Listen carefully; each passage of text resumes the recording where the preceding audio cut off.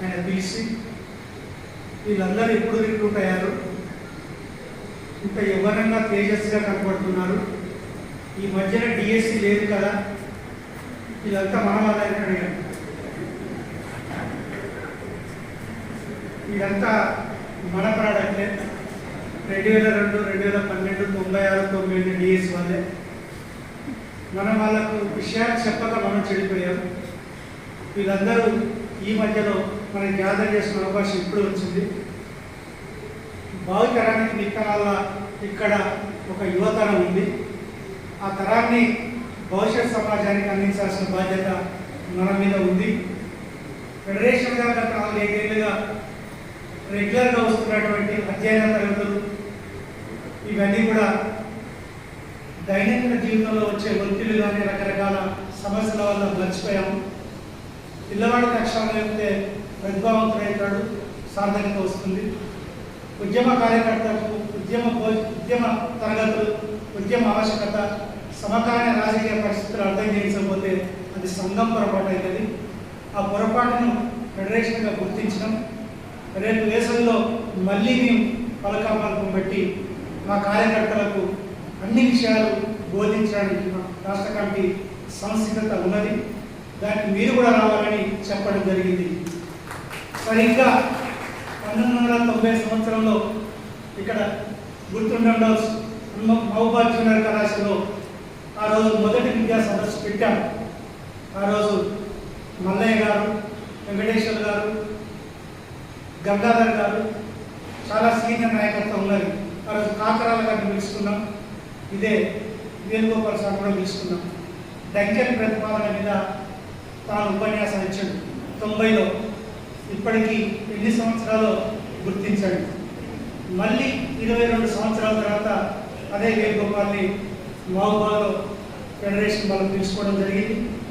అప్పటి నుంచి ఇప్పటి వరకు ఈ రాష్ట్రంలో ఒక మేధావిగా సమకాలీన ఆర్థిక రాజకీయ పరిస్థితులను వ్యాఖ్యానిస్తూ, రాస్తూ, అధ్యయనతలకు బోధిస్తూ భవిష్యత్తుకు కొన్ని విత్తనాలు అందించాలి, భవిష్యత్తు ఉద్యమకాలను చేయాలనే ఆలోచనతోటి ఊరూరా రాష్ట్రాన్ని తిరుగుతూ వస్తున్నటువంటి వేణుగోపాల్ గారు రావడం నిజంగా ఇక్కడ ఉన్నటువంటి ఆర్థిక అంశాలు చెప్పడం జరిగింది. చాలామందికి సరే మైండ్ సెట్ కనుక మనకు అట్లుంటే ఆ విషయాల పట్ల కొంత సార్థకత వస్తుంది. అసలు ఏం జరుగుతుంది, ఏంటిది, పేపర్లో చూస్తున్నాం, రేడియోలో వింటున్నాం, ఎవడు ఏం అమ్ముతున్నాడు, అమ్మే వాడికి ఎక్కడిది, ప్రజలు దాన్ని ప్రతిఘటిస్తున్నారా లేదా అనే విషయాలు అర్థం చేసుకుంటే అర్థమవుతాయి.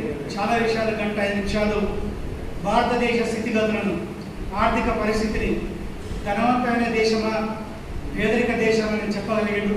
సరే, వేణుగోపాల్ కంటే ముందు నిన్న మొన్న మన ముఖ్యమైన మంత్రి గారు కూడా ఇది దివాలాకోరు దేశం, దారిద్ర్య దేశం అని కూడా నిన్న మొన్న ప్రకటించడం జరిగింది. మీరు మీడియాలో చూడవచ్చు.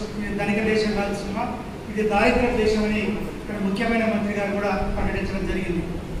వాస్తవానికి ఎన్ని అంశాలు చర్చించుకోవాలంటే కూర్చోవాలి, మాట్లాడుకోవాలి.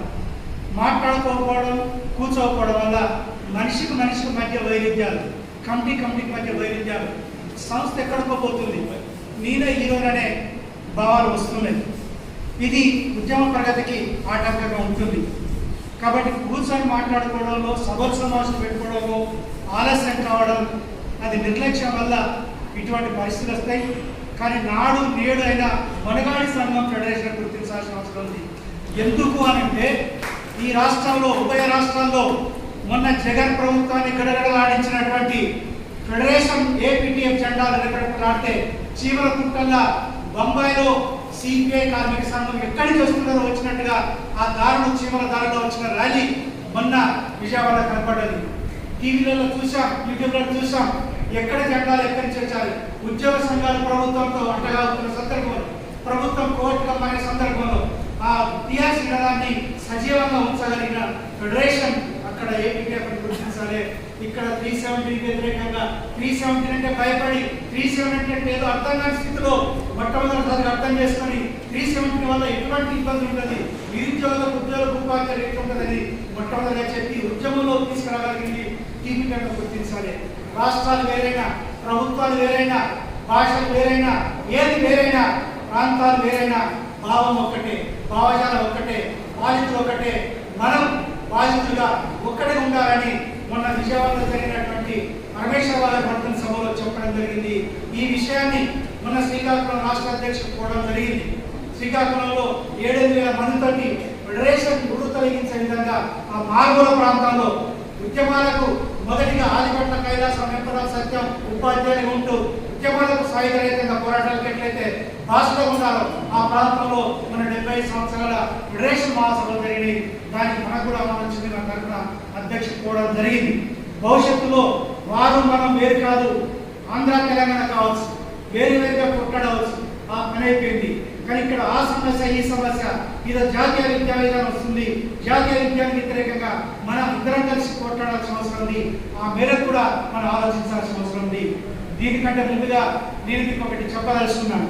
మిత్రులు సాధారణంగా చెప్పారు ఉదయమే, నిజంగా ఏప్రిల్ వచ్చిందంటే రోమాలు ఇంట్లోపడాలి, ఆలోచన కావాలి, పిడికిలు బిగించాలి, పౌరుషం రావాలి. April 5 April 5 April 11 April 14 April 14 ఈ రోజు 17. ఎవరి దినోత్సవాలు, ఎవరి జయంతులు, ఎవరి కోసం ఎవరు పనిచేశారు? మనం ఎప్పుడైనా తొంగి చూసామా? ఆ జీవితంలోకి ఎప్పుడైనా నివాళులు అర్పించామా? ఎప్పుడైనా ఆలోచన చేశామా? ఎప్పుడైనా మన విద్యార్థులకు చెప్పామా? బాబు జగ్జీవనరావు జయంతి ఏప్రిల్ 5 దండేసి దండం పెట్టాం. కానీ ఒక దళిత వర్గం నుంచి వచ్చిన వ్యక్తి మొదటి ఉన్నత స్థాయి పదవికి సంబంధించి అధిరోహించిన వ్యక్తి, ఆ వ్యక్తి జీవిత చరిత్రను చెప్పగలగాలి. 11వ తారీఖు మహాత్మా జ్యోతిబా పూలే సింపుల్గా దండేసి వస్తున్నాం. ఇక నుంచి ఫెడరేషన్గా న్యాయప్రాయం దండేసి దండం పెట్టడం కాకుండా హాజరైన 10-15 మంది ఉపాధ్యాయులతో మన కార్యాలయంలో ఏదో ఒక చోట పూలే జయంతిని ఒక సంవత్సరానికి మరొక సంవత్సరం వచ్చే క్రమంలో అప్పుడున్న వర్తమాన రాజకీయ పరిస్థితులను అవగాహన చేసుకుంటూ మహాత్మా జ్యోతిబా పూలే ఎందుకు త్యాగం చేశాడు, ఎందుకు మొట్టమొదటి ఉపాధ్యాయులను తయారు చేశాడు అనే విషయాన్ని మనం చెప్పాల్సిన అవసరం ఉంది. ఈ రోజు మనం ఎట్టుకోతున్నాం, మనం ఆలోచిస్తున్నాం, ఎవరి పునాదులో నిలబడుతున్నాం, అదే మన సార్థకత ఉందా, మనం ఏమైనా త్యాగం చేస్తున్నామా ఆలోచించాలి. 14 మాట్లాడగలుగుతున్నాం, ఈ మాత్రం చొక్కలు వేసుకోగలిగినాం, రిజర్వేషన్లు చదవగలిగినాం, హాస్టల్ తిండి తినగలిగినాం, నౌకరి చేయగలుగుతున్నాం. ఎవరు? భారతరత్న మహాత్మా భారతరత్న అంబేద్కర్ కదా.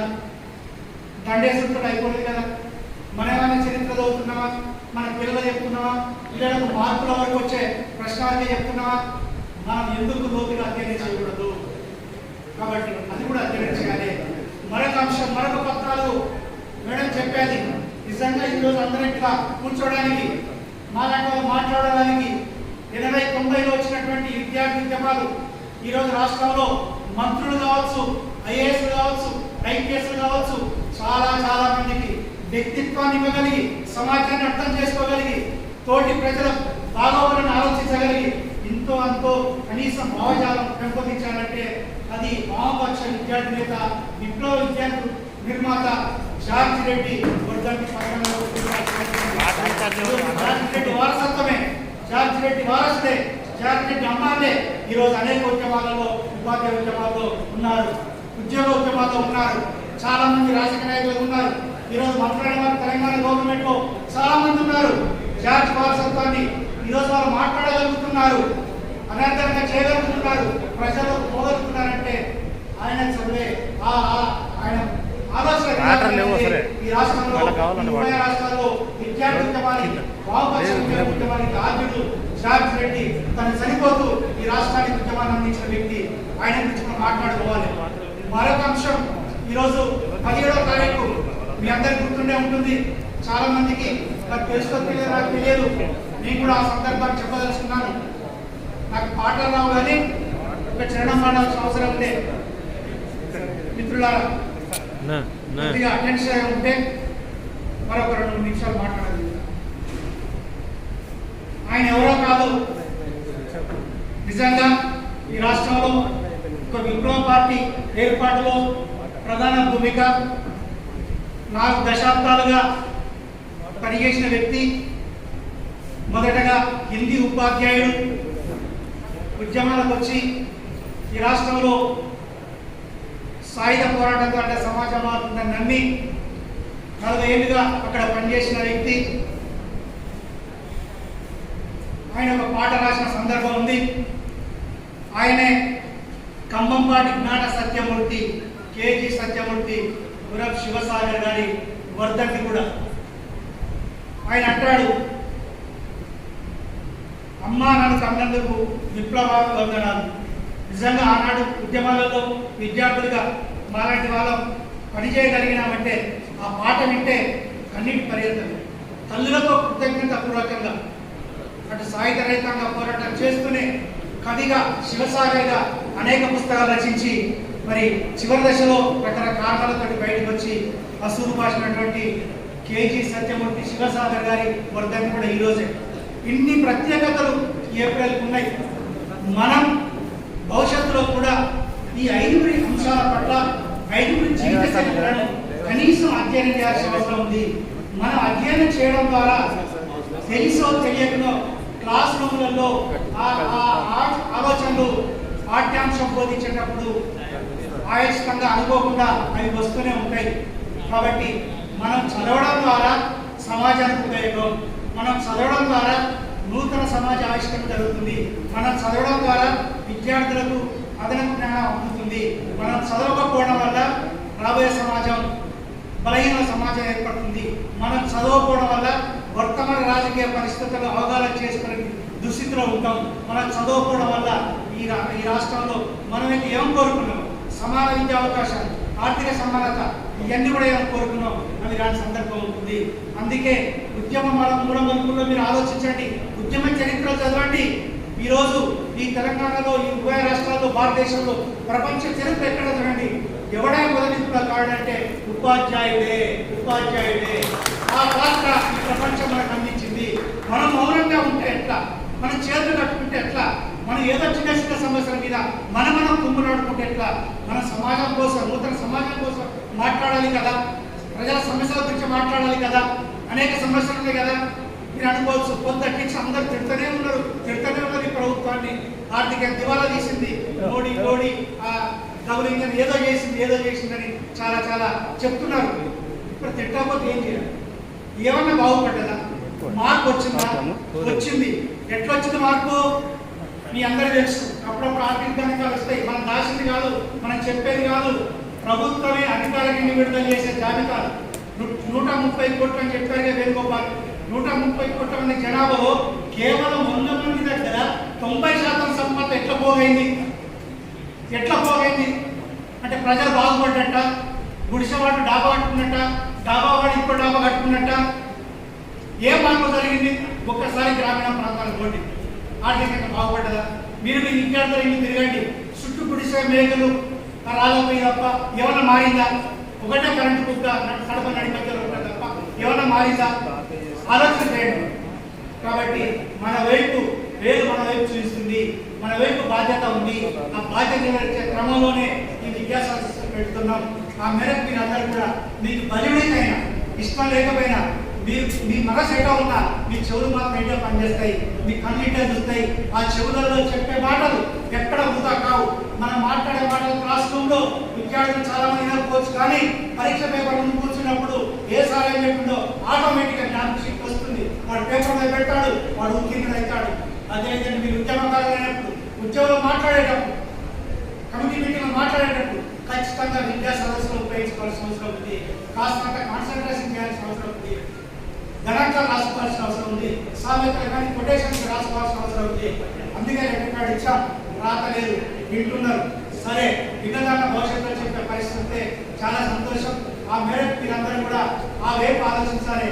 ఈ ప్రాంతంలో కూడా, ఈ ప్రాంతం కాదు రాష్ట్రం అంతా ఏవైతే 4-5 ఏళ్ళుగా కోల్పోయినామో తిరిగి పిలుపుకునే విధంగా కార్యకర్తల శిక్షణ తరగతులు పెట్టే ప్రయత్నం రాష్ట్ర సంఘం చేస్తుందని కూడా తెలియజేస్తూ, సరే అన్నగారు చాలా విషయాలు చెప్పారు. ఇక్కడ మనం ఏం చేయాలి, ఏం చేయకూడదు రాష్ట్రంలో ఏమనేది నిన్న ఒక మెసేజ్ వచ్చింది. సంఘాల మీద ఆగ్రహం వ్యక్తం చేస్తూ ఒక డైరెక్టర్ గారు మెసేజ్ పెట్టడం వచ్చింది. సంఘాలు ఏం చేస్తున్నాయి, సంఘాలు చేయలేదా, చేయలేదా, మాట్లాడలేదా? మొత్తం ఉపాధ్యాయులంతా కోర్టుకు పోతున్నారు.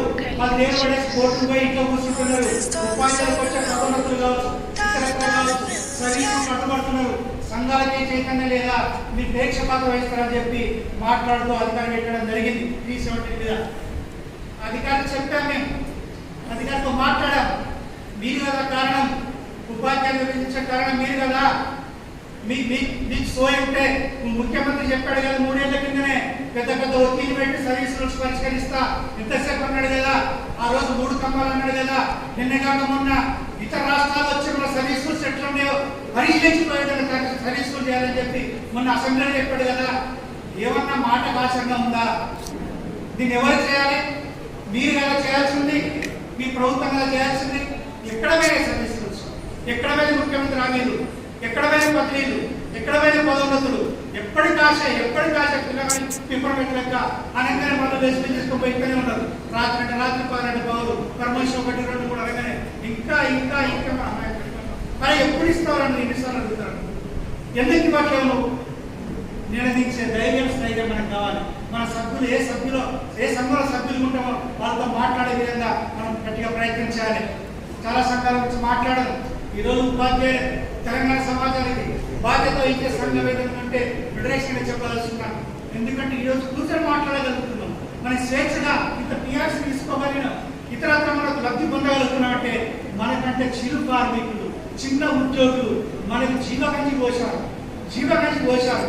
ప్రాణాలను పనంగా పెట్టి శిరస్సు కత్తి కింద పెట్టి వేటో ఇదో అని చెప్పినప్పుడు నరుగుతా అన్నప్పుడు కూడా చెక్కు చెదరకుండా ఒక నియంత్రిత ప్రభుత్వానికి వ్యతిరేకంగా, నియంత్రిత ముఖ్యమంత్రికి వ్యతిరేకంగా ఆ రోజు రాత్రి 12 గంటల వరకు ఏ ఒక్క ఆర్టీసీ కార్మికుడు మీరు సమ్మె విరమించాలని చెప్పి ఆ రోజు 12 గంటలు డెడ్ లైన్ ఇస్తే మొత్తం సమ్మె ఇచ్చిందని లేకుండా సమ్మెలో పోయిన సందర్భం ఆర్టీసీ కార్మికులకు మీకు గుర్తుండే ఉంటుంది.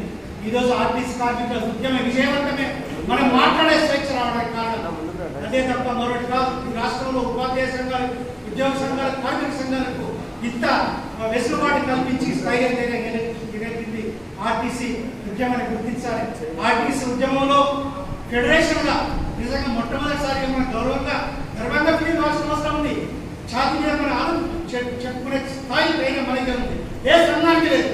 నిజంగా 45 రోజులు అయితే 50 రోజులు సమ్మె చేస్తే తిండి లేక ఆత్మహత్య జరుగుతుంటే అప్పటికి 40 రోజులు సరిపోతే ఇక మేము ఉండలేము, జీవించలేము, ఎటో పోతాం, ప్రభుత్వం ఇచ్చేదానికి పోతాం అనుకుంటే వాళ్ళకి తిండి కింద నుంచి ఉపాధ్యాయులందరూ అప్పటికప్పుడు అడిగితే వేలాది రూపాయలు ఇచ్చి మరి 18 లక్షల రూపాయలు 12 జిల్లాలలో రాష్ట్ర కమిటీ చొరవతోటి 18 లక్షలు 12 జిల్లాలో ఇచ్చి వాళ్ళకు ఉప్పు పప్పు నిత్యావసర రోజులు ఇచ్చి వాళ్ళ బతికించిన సందర్భం, వాళ్ళ టెంట్లో వచ్చిన సందర్భం, వాళ్ళ ర్యాలీలు కానీ కైటిల్ ర్యాలీ కానీ చేసిన సందర్భంలో మనం చేతుడు వాదులుగా ఉన్నాం. ఈరోజు ఉన్నాం కాబట్టి మనకి మాట్లాడగలుగుతాం. కాబట్టి కేవలం మన ఉద్యమం అనుకుంటే కాదు, మన పక్క ప్రజలు ఉన్నారు, ప్రజలు ఏం చేస్తున్నారు ఆలోచించాలి, ఇతర సంఘాలు ఏం చేస్తున్నారు ఆలోచించాలి. మన ఇల్లు గురించి ఆలోచిస్తే ఇంటి మీద ఎటువంటి పెత్తనం ఉంది, ఇంట్లో వచ్చే వస్తువులు ఎట్లా వస్తున్నాయి, మనం ఎట్లా ఉన్నాం, ఏ సమాజంలో ఉన్నాం, సమాజం ఉన్నప్పుడు మనం ఖచ్చితంగా సమాజంలో శక్తుల పట్ల కూడా ఆలోచించాల్సిన అవసరం ఉంది. ఆ బాధ్యత ఆర్టీసీని మనం విజయవంతం చేయడంలో, ఈరోజు సమ్మెను నిలబెట్టుకోవడంలో ఫెడరేషన్ గా చాలా కృతనిశ్చయంతో ఉన్నాం, చేసాం. మన కృషి ఫలించింది. ఫెడరేషన్ లో ఎన్ని ఇబ్బందులున్నా, ఎన్ని వైరుధ్యాలున్నా ఈ విషయంలో మాత్రం ఆ పరిస్థితుల్లో చేయలేము. తర్వాత మీ అందరికీ తెలుసు, బయటకు వెళ్తున్న ప్రాణాలు పోతున్నాయి. ఎవరింట్లో బయటకు వెళ్ళే పరిస్థితి లేదు. డబల్ మాస్క్, త్రిబుల్ మాస్క్ పెడుతున్నారు, చేతులు బాగా పోసుకుంటున్నారు.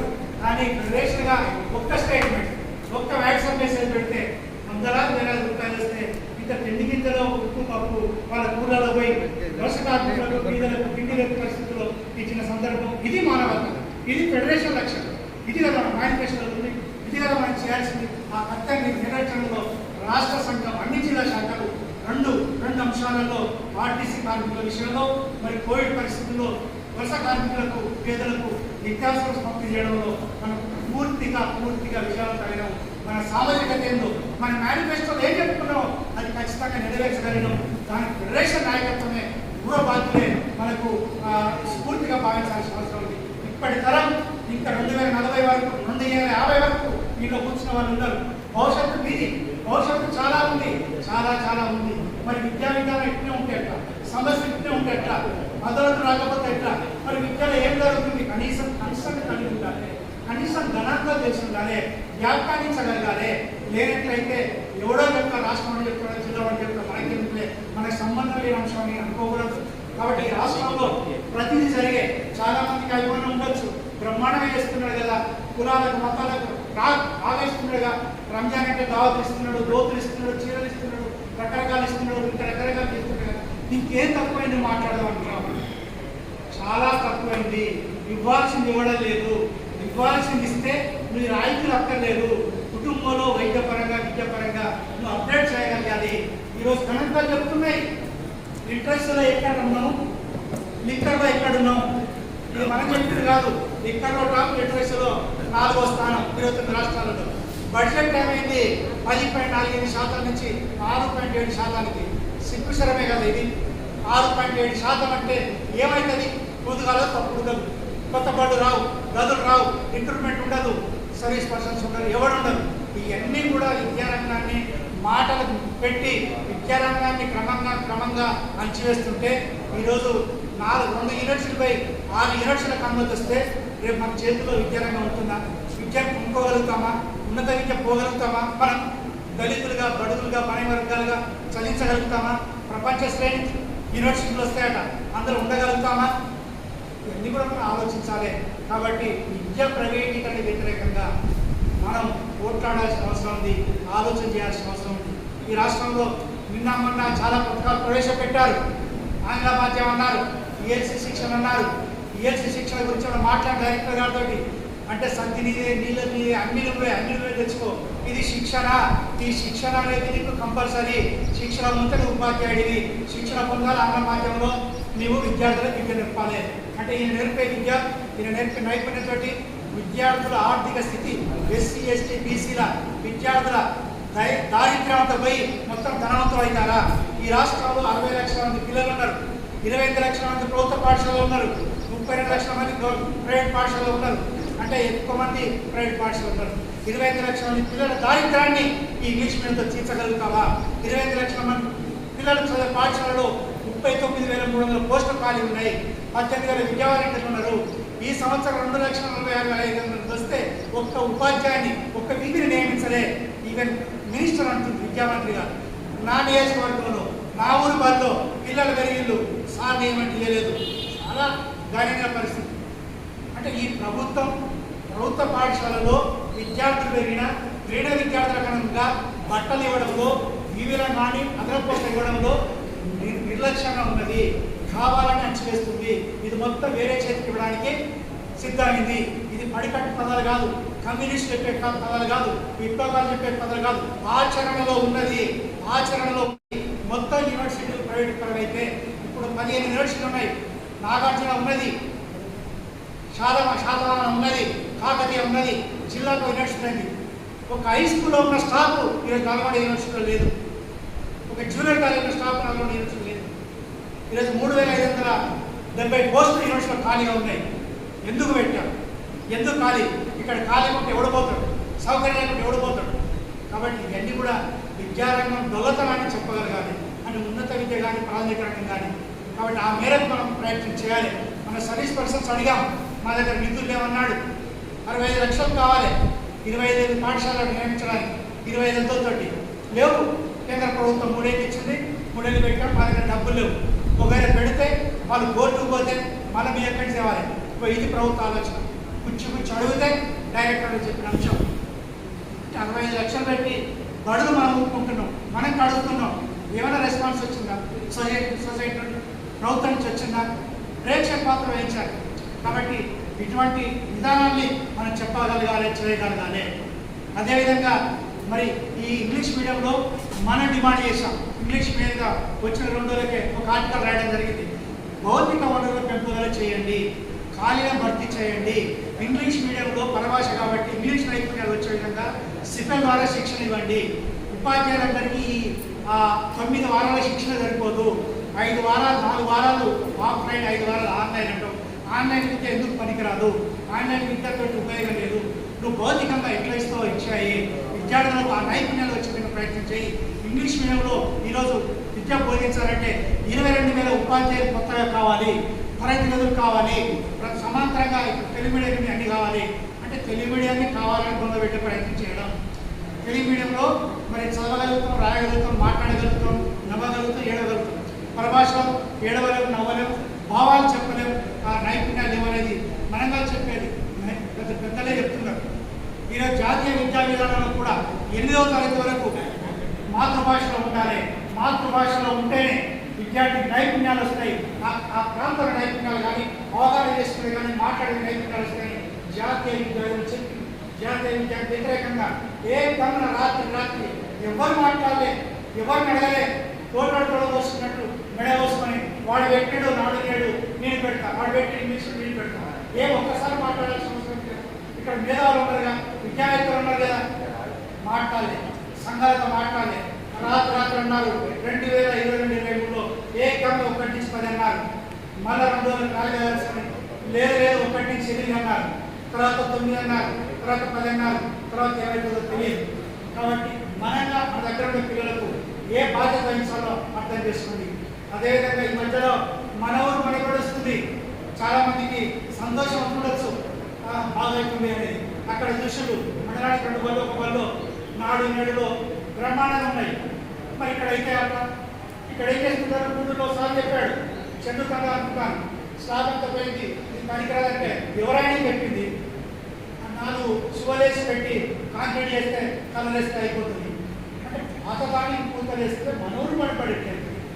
పాతదానికి పూతలు అందాం ఎంతవరకు ఉంటాయి? కొత్త గదులు లేవు, నిర్మాణం లేవు. అందులో మన ఊరు మనబడిలో 12 అంశాలు కూడా ఇవన్నీ పాతయే, కొత్తవి కావు. కొత్త పెట్టేది ఏం లేదు. చాలా క్రియేటివ్ లేదు. ప్రభుత్వాన్ని చెప్పి ఎవడో ఒకడు ఉంటాడు. పాతదాన్ని కొత్తగా ఎట్లా చెప్పాలి అని చెప్పి ఈరోజు ఇవన్నీ గాడి చేస్తున్నారు. అకౌంట్ల మీద ఉపాధ్యాయులు అకౌంట్ చేయడానికి ఇబ్బంది పడుతున్నారు. దీనికి సంబంధించి 9,132 స్కూళ్ళను ఎంపిక చేసి మొదలుపెట్టారు. 25,050 స్కూల్స్ ఉన్నాయి, 800 గురుకులాలు ఉన్నాయి. ఎంపిక చేశారు మొదటి సంవత్సరం. దానికి 7,235 కోట్లు కేటాయించారు. మిత్రులారా, 7,235 కోట్లు అవేవి కూడా నేరుగా బడ్జెట్ నుంచి కేటాయించలేదు. బడ్జెట్ నుంచి కేటాయించలేదు, గుర్తుంచుకోండి. ఇవి ఎవరి దగ్గర ఇచ్చిండు? 6 డిపార్ట్మెంట్ల నుంచి. గ్రామీణ ఉపాధ్యాయ పథకం, జిల్లా పరిషత్, మండల పరిషత్, సర్వశిక్ష అభియాన్, ఇంకోటి అక్కడి నుంచి ఆ సంస్థ నుంచి నిధులు తెచ్చుకోవాలి. ఆ సంస్థ చేసే పనులు అవి బంద్ పెట్టాలి, మొత్తం తిరిగి చేయాలి. లేదా జోలి కట్టుకొని మన అమెరికా పెట్టి వెళ్ళాలి. ఈ ఊరికి బడికి గదికి పేరు పెడతాం, 10 లక్షలు ఇస్తాం, 2 కోట్లు ఇస్తాం, 3 కోట్లు ఇస్తాం. అడుక్కునే స్థితి ఎందుకండి? అడుక్కునే స్థితి ఎందుకు? ఒక ఇంట్లో విద్యార్థులకు విద్యా వైద్యాన్ని చట్టబద్ధంగా నాణ్యమైన విద్య అందించు, నాణ్యమైన వైద్యం అందించు. ఆ విద్యార్థి ఆ కుటుంబాన్ని సాగలుగుతారు కదా, చేయగలుగుతారు కదా. అదో బడుగు పడిన వర్గాలు పిల్లల బడులకు జోల బట్టి అక్కడక్కడ తెచ్చి బడుగు బాగు చేస్తున్నారు. 3వ శతాబ్దం. కాబట్టి ఈ విషయాల పట్ల ఆంగ్ల మాధ్యమం మరియు ఈ మనోరు మనబడి పట్ల కూడా చాలా జాగ్రత్తగా ఆలోచన చేయండి. ఇవన్నీ ఏం జరుగుతుందో ఆలోచన చేయండి. చేస్తే అన్నీ చేస్తే బేషుగా ఉంటుంది. ఇది అప్పటిదాకా ఈయనుంటాడా, ఎవరుంటారా, 3వ దేశాలు తెలియదు. మొదటి దేశాన్ని పూర్తిగా కొత్తగా విద్యార్థులను నవ్వు పెడితే ప్రైవేట్ శాలను మరిపించే విధంగా ఆహ్లాదకరంగా ఆనందంగా ఉండేటట్టుగా చేయగలిగితే పిల్లల తల్లిదండ్రులు ప్రైవేట్ స్కూల్ మొత్తం చూడరు. ఇప్పటికే ప్రైవేట్ స్కూల్స్ అంతరార్థం అవుతున్నాయి. కాబట్టి మన బడులు బాగుపడతాయి. ఏదేమైనా మన బడుకు వచ్చే పిల్లల పట్ల మన దయతో, జాలితో మనకు 4 మెతుకులు పెడుతున్నారు ఆ పిల్లలే. చాలామంది అంటారు మనకి ఎంతమంది పిల్లలు అంటే మనోళ్ళంటే 2 పిల్లలు, 1 పిల్ల చెప్తారు. లేదు, మీకు 2, మీ బడికి 100 మంది, 160 చెప్పు. 2తో పాటు 100 మంది కూడా సాగే పని ఇదే. 100 మంది కూడా విద్యార్థులు నేర్పే పని ఇదే. అట్లా ఫెడరేషన్ చేయగలిగింది, చేసింది, మీరు కూడా చేయాలనేది కోరుతూ, అదేవిధంగా సరే పదోన్నతులు అన్నారు. పదోన్నతులకు సంబంధించి ఇవి దాదాపు 15 ఏళ్ళ పదోన్నతులు ఉన్నాయి. 7 ఏళ్ళుగా పదోన్నతులు లేవు. ఒక్క ఎంఈఓ లేడు. జనగామ లాంటి జనగామ లాంటి జనగామ ప్రాంతంలో మునగాడు ఎవరంటే రాష్ట్రంలో డిఓ కాదు, డైరెక్టర్ కాదు, ఒకే ఒక్కడు జనగామ డిఓ కంటే ఎక్కువ పవర్స్ ఉన్నాయి ఆయన. 12 మండలాల డ్రాయింగ్ అధికారి ఆయనే. ఇదేంటి అని అడిగితే చీఫ్ సెక్రటరీ సందీప్ కుమార్ సూర్య అని అడిగితే మీరే చేసుకున్నారు కదా, మీ కాళ్ళు మీరే చూసుకుంటున్నారు కదా అని రికార్డ్ కోసం చేసాడు. ఎప్పుడు పదోన్నతులు ఇస్తామంటే పదోన్నతులా ఎక్కడ వస్తాయి, ఎట్లా వస్తాయి, మాకు ఇవ్వాలనే ఉన్నది. కానీ 12 మండలాలకు డిఓ కంటే ఎక్కువ పోవచ్చు. మొత్తం 524 ఎండిఓలు కావాలి. ఉన్నది ఎంత? 10 మంది రెగ్యులర్ ఎండిఓలు. ఒక్కొక్క హెచ్ఎం ఎన్ని 5-6 మండలాలు ఉంటున్నాడు. అటు బడి పని పోతుంది, ఈ పని పోతుంది. ఏమని అనిపించట్లేదు, దానికి బాధ్యత లేదంటే మీరే చేసుకున్నారు కదా. ఏం చేసుకున్నారు? నువ్వు ఎందుకు ఈ బాధ్యత ఏంటి? 3% గవర్నమెంట్ టీచర్స్ ఉన్నారు, మిగతా శాతం పంచాయతీ ఉన్నారు. పంచాయతీ ప్రభుత్వం మధ్య ఎందుకు పంచాయతీ పెట్టు, ఎందుకు తక్కువ పెట్టు? సర్వీస్ రూల్స్ అయిపోయినాయి కదా. 154, 254, 255, 256 వచ్చినాయి కదా. క్యాడర్ క్యాల్కులేషన్ జరిగింది కదా. ఏ పోస్టులు తెలిసింది కదా. ప్రభుత్వం సర్వీస్ రూల్స్ సంబంధించి ఒక్క కలం కొడుకు ఒక్క రోజులో ఒక జీవో ఇస్తే మొత్తం పదోన్నతులన్నీ హైయర్ స్టేజ్కి వస్తాయి, ఉమ్మడి వస్తాయి. అందులో ఉపయోగపడేది గవర్నమెంట్ టీచర్స్కే ఎక్కువ ఉపయోగపడతాయి. 94 నుంచి హెచ్ఎంస్గా గవర్నమెంట్ టీచర్స్ పోస్ట్ లేవు. ఇక్కడే ఉదాహరణ అంజయ్ సార్ అన్నాడు, 94లో ఆయన అపాయింట్మెంట్ స్కూల్ వచ్చిన 30 పొందలేదు. పంచాయతీలో 2012 హెచ్ఎం ప్రమోషన్ పొందారు. అట్లా కూడా చెప్పాను కదా. ఇవన్నీ చేయాల్సిందిగా ప్రభుత్వం ఎప్పటికీ ఉపాధ్యాయ సంఘాల మధ్య క్యాడర్ మధ్య తగోలు పెట్టి ఈరోజు తమాషా చేస్తుంది.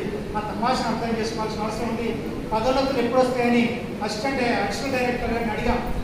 ఆయన చెప్పిన సమాధానం ఏమన్నారంటే వీటికే దిక్కు లేదు, ఇంకా పదోన్నతుల వీటికంటే ఏమిటంటే 2500 317 కోర్టు కేసులు ఉన్నాయి.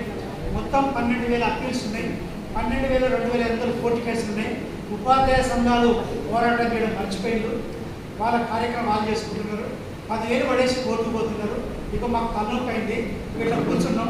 మరి ఎప్పుడు పరిష్కరించానంటే ఉపాధ్యాయుడు రిటైర్ అయినప్పుడు, ఉపాధ్యాయుడు చనిపోయినప్పుడు అప్పుడు మాత్రమే పరిష్కారం అవుతాయని చెప్పి ఆయన చాలా ఇదిగా మాట్లాడతారు. ఎందుకు మాట్లాడతారు? మరి మేమేం చేయమంటే 317 ఎవరిని అడిగి తెచ్చినాం, ఎందుకు తెచ్చినాం, ఎవరు తెచ్చాడు, నువ్వు ఎందుకు చెప్పలేదు, ఇది ఉపాధ్యాయులు ఎట్లా అమలు చేయాలి, ఒక శాస్త్రీయ జీవో కదా. తెలంగాణ రాష్ట్రాన్ని తెలంగాణ ఉద్యమం తర్వాత మొత్తం కదిలించిన జీవో కదా. దానివల్లనే కదా మేము నిద్ర లేకుండా గడుపుతున్నాం అని మాట్లాడడం జరిగింది. ఈరోజు రాష్ట్రంలో ఎన్నియో నుంచి స్పెషల్ చీఫ్ సెక్రటరీ వరకు మొత్తం 317 మీదే ఉదయం 5 నుంచి తెల్లారగట్ట 5 వరకు ఇదే పని ఉన్నారు. ఎవరికి చేస్తున్నారు, ఏం చేస్తున్నారో తెలియదు. ఆ అప్పీల్స్ పరిష్కారం చేస్తా లేదా ఏదో ఒకటి చెప్పిస్తామంటే అది చెప్పడం లేదు. మరి ఈలోగా మరి కనీసమైన పరస్పర బదిలీన అవకాశం దొరుకుతుందని ఇస్తే 21 జీవో ఇచ్చిండు. దాన్ని సవరించమన్నాం, అది 402 ఇచ్చిండు. 402లో జీవో ఆర్డర్ ఇచ్చిండు. జీవో మాడిఫికేషన్ జీవో రావాలి. 402 మీద తెలవంగం వల్ల కోర్టు వెళ్ళి కొంత మీటింగ్లు ఇప్పుడు ఆగిపోయింది. ఏం చేస్తావో చెప్పు అంటే అదేం సమాధానం లేదు. రేపు మాకు ఏదో ఒకటి చెప్పాల్సిన అవసరం ఉంది. ఉపాధ్యాయులలో మీరు అనుకున్నంతగా ఆలోచన లేదు, మీరు అనుకున్నంతగా పోరాటం చేయడం పటిమ లేదు. చాలా మంది ప్రభుత్వంతో అంటగాగేవారే. పరోక్షంగా ఓడు, ప్రత్యక్షంగా ఓడు, నాకేం వస్తుందో ఓడి అని ఓడు. నేను గట్టిగా మాట్లాడితే నాకు ఎక్కడ నా వ్యక్తిగత చాలా మంది 4 ఏళ్ళుగా దగ్గర నుండి చూసాం. ఈ రాష్ట్రంలో ఉపాధ్యాయ సమస్యలకు, సామాజిక సమస్యలకు బాధ్యత వహించే ఏకైక సంఘం ఫెడరేషన్ గుర్తించాల్సిన అవసరం ఉంది. ఈ సంఘాలను ఒక దగ్గరికి తీసుకొచ్చి మొత్తం ఉపాధ్యాయ సమస్యలను వారితో ఒప్పించి అనేక ఐక్య ఉద్యమాలు, సమిష్టి ఉద్యమాలు చేసిన ఘనత ఫెడరేషన్ దక్కిందని గుర్తించాల్సిన అవసరం ఉంది. ఆ ఆలోచనలోనే ఇప్పటికి ఫెడరేషన్ ఉన్నది. వ్యక్తిగా అనేకం చేయవచ్చు, వ్యవస్థగా చేయాల్సిన అవసరం ఉంది. చాలా సంఘాలకు పట్టింపులు లేవు. నిజంగా ఎట్లా జీవన అవుతుందో అర్థం కావట్లేదు. ఒక సంఘాలు పెట్టుకొని సభ్యత వసూలు చేసుకొని ఏదో సంఘానికి పరిమితమై ఆ జిజ్ఞాస లేదు, ఆరాటం లేదు, ఎక్కడ లేదు, వెడికి ఈచ్చది లేదు, ఏమి లేదు. అట్లానా అయిపోయింది కదా 317. ఇంకేం ఇంత తేలిగ్గా మాట్లాడు. అరే 15 మందిని కోల్పోయినావు కదా, కనీసం ఏదో చేయాలి కదా. అట్లానా చాలా సంఘాలు ఎక్సెప్ట్ టీపీకేపు తప్ప ప్రతి సంఘం మాట్లాడే మాట ఇది. అయినా మనం డిఎస్సి ముట్టడి చేసినాం, సెక్రటరీ ముట్టడి చేసినాం. 317 మీద తెలంగాణ ఉద్యమం తర్వాత అనేక రాజకీయ పార్టీలు వచ్చి ప్రత్యక్ష ఆందోళన చేసే విధంగా మొత్తం సెక్రటరీ 10:30 నుంచి 4 గంటల వరకు ముట్టడించే విధంగా ఈరోజు ఫెడరేషన్ మధ్యలో పుట్టిన ఆలోచనే ఆ సెక్రటరీ ముట్టడిని గుర్తించాల్సిన అవసరం ఉంది. భవిష్యత్తులో కూడా ఇప్పుడు మన పదోన్నతుల బదిలీలకు సంబంధించినది, దానికి సంబంధించి కూడా ఒక ఎజెండాగా తీసుకునే ప్రయత్నం చేద్దాం. చాలా రాష్ట్రాలలో సిపిఎస్ రద్దయింది. ఛత్తీస్గఢ్ కావచ్చు, రాజస్థాన్ కావచ్చు, ఇతర రాష్ట్రాలు రద్దయింది. మన దగ్గర ఏంటంటే ఆ కాక పుట్టడలే సిపిఎస్ సంఘాలు ఉన్నాయి, చాలా ఉన్నాయి. ఎక్కువ సిపిఎస్ వాళ్ళే ఉన్నారు. చాలా మెరుగ్గా అవుతున్నది. ఎక్కడ ఒక స్పార్క్ ఉండాలి, ఆ స్పార్క్ ఉంటేనే ఖచ్చితంగా ఒక అగ్ని బయటకు వస్తుంది. ఆ ఉన్న సంఘాలలో సెగ పుట్టాలి, అది పుట్టకపోవడం వల్లనే పేదవంగా సెప్టెంబర్ వస్తే నల్ల బ్యాటరీ పెట్టుకోవడం, భోజన విరామ సమయం చేయడం, లేదా ర్యాలీ చేయడం. ఇట్లా కాదు, ఇది కాదు. మరొక పోరాటం చేద్దాం. ఆ రాష్ట్రాలకు సాధ్యమైంది, తెలంగాణకి ఎందుకు సాధ్యం కాదు? ఇప్పటివరకు ఢిల్లీ ప్రభుత్వాన్ని అన్నారు కదా, ఇప్పటివరకు పార్లమెంట్ అన్నారు కదా, ఆ రాష్ట్రాలు చేశాయి కదా, మరి నువ్వెందుకు చేయమని అడిగే దమ్ము ధైర్యం కావాలి. అది ఫెడరేషన్ ఖచ్చితంగా ఎజెండాలో పెడుతుంది. బదులతో పాటు సిపిఎస్ పట్ల ఎజెండాలో పెడుతుందని కూడా మీ అందరికీ తెలియజేస్తూ, సరే ఇప్పటికే